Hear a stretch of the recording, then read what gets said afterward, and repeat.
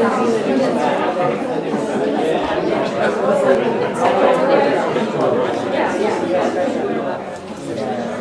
welcome everyone, and thank you for coming. It's great to see such a turnout at noon in the middle of the week. We're here today to talk about the future of public health education in Hawaii, and I'm Jay Maddock. I'm the director of the Office of Public Health Studies, and today's event is sponsored by the Delta Omega Gamma chapter. Delta Omega is the National Public Health Honor Society. It was formed in 1924 at Johns Hopkins University and currently has 58 chapters throughout the nation. And we're actually really excited that this was a society. We're one of the earliest actually to be formed and was pretty much inactive for the last 10 years. In about a year, Partika and several of the members stepped up and reinvigorated the chapter. So we're excited to see everybody here today in one of the official Delta Omega events taking place today. We have 4 people that will be speaking today. As many of you know, we have a new dean of the Johnny Burns School of Medicine, Dr. Jairus Hedges, who has started here in March of 2008. He joined us from the Oregon Health Sciences University, where he served as vice dean. He was also chair of the Department of Emergency Medicine. Dr. Hedges is a very accomplished scientist with over 100 medical articles, several books, including one on punctuation, which he gave me. I'm not sure what that was trying to signal.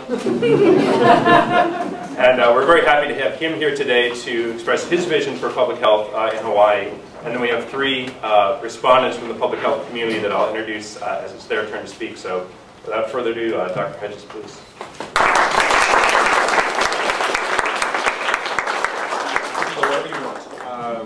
Since we don't have remotes, all right, just to work from here. Am I blocking the screen for many people? Are you all right in the back? All right. Well, first of all, I want to thank the Honor Society for inviting me, and also from the department as a whole for making me welcome and having a chance to talk with my colleagues in public health. And as Jay alluded, you know, my background is in emergency medicine, and I want to just kind of share a little bit. If I can make this work. Yeah. Well, I realize that this is going to be a chance, somewhat like the political debates, to have a rebuttal. So we're having a panel that will follow me, which is fine. I really encourage the opportunity for dialogue. And one regret I have right now is that we're somewhat geographically separated, that we have our public health group and also some other programs up on the Manoa campus. And I'd like to have all of our health-related activities down at Kaka'ako. There's some synergy we'd like to build, and we may touch on that just a little bit. But right now we have realities in terms of space that's available and activities that are staged in areas where there's some prior history. So we'll work on that as we kind of develop a vision. So thanks to Tipper O'Neill, we'll want to kind of move on here and say just a couple of things so you know where I'm coming from.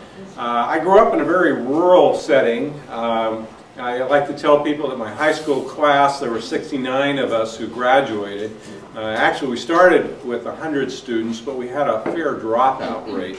So that was a sort of high-quality education I was exposed to. But along with that, there was also a lot of first-hand opportunity to look at some healthcare issues and disparities in a rural environment. And also a lot of first-hand experience.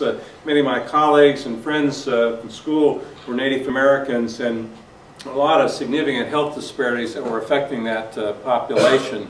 Also, not just in the health arena, but also in education and career opportunities as well. My own clinical and academic focus has actually, although I've done a modest amount of laboratory-based research, my personal interest and focus is in population-based care. That is, how can the work that emergency physicians do in the emergency department have an impact on the population overall.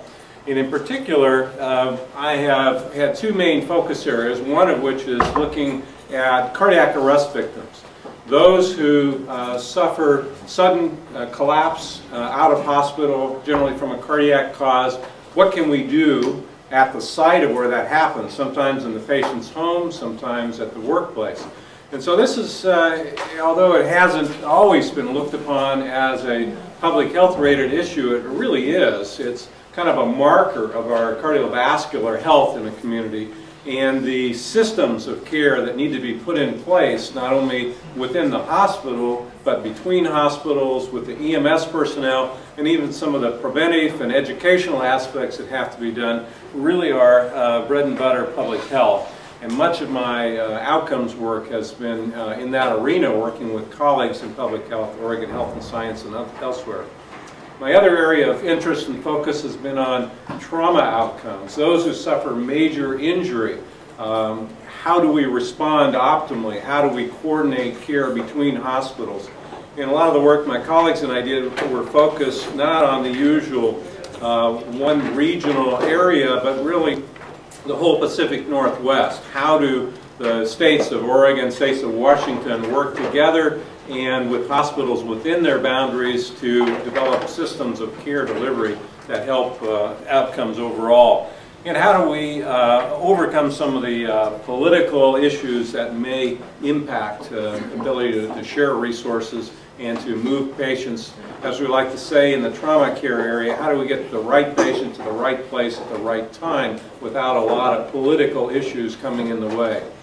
And as a result of this, working with EMS in these different areas and realizing that one person can make a contribution, but to really get things done, you have to work on a larger political sense, is we developed a policy group.